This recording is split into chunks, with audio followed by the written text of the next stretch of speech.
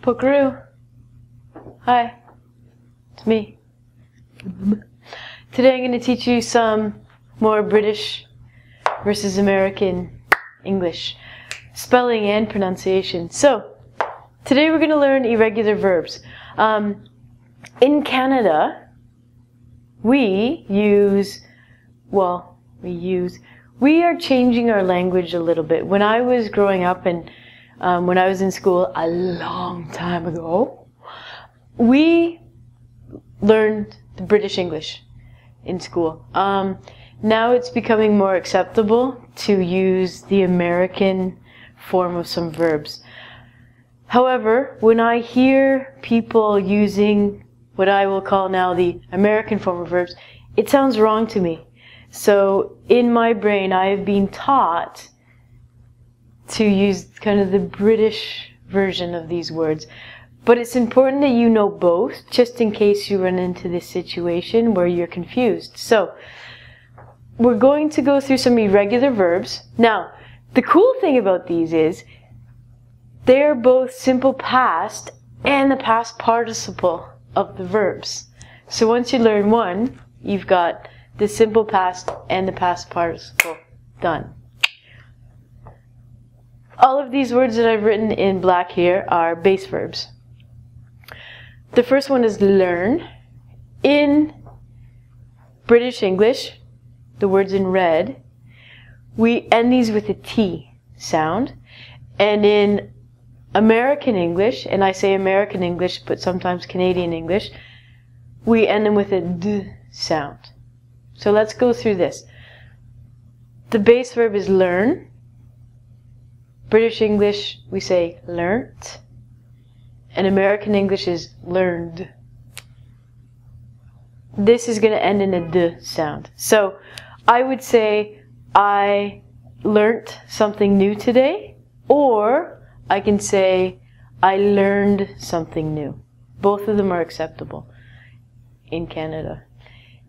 I'm not 100% sure, but I don't think that these American terms would be acceptable in Cambridge tests. If you guys are doing British-based testing, I do not recommend using the American forms of them, but you should always just double check with your teacher and see what they're saying about it. The next one is dream, one of my favorite things. In Britain, or British English, they say dreamt. Shakespeare uses this a lot. And in American English, they would say dreamed. I dreamed about you last night. I dreamt about you last night. I didn't, though. I'm lying. The next one is spell. Something I'm not very good at. Spell. British English is spelt. Like you spelt that wrong, Ronnie. In America, they would say spelled. This is a D sound. Sorry, so is dreamed.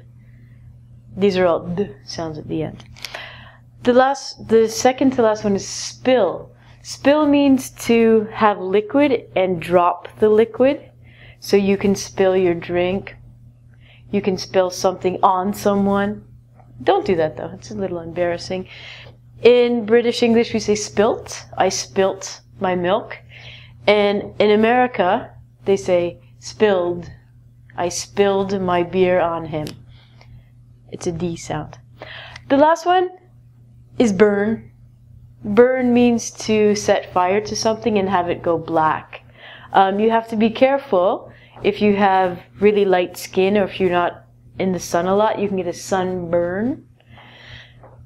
In British English we say burnt. I burnt the toast.